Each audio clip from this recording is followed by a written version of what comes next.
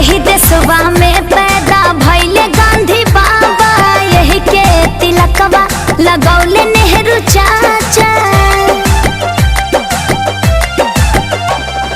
यही देशवा में पैदा भइले गांधी बाबा, यही के तिलकवा लगौले नेहरू चाचा। अंग्रेज भाग गइले हो, अंग्रेज भाग गइले जाने कौन राती। बड़ा निक लागे, बड़ा निक लागे अपन देशवा के माटी, बड़ा निक लागे अपन देशवा के माटी।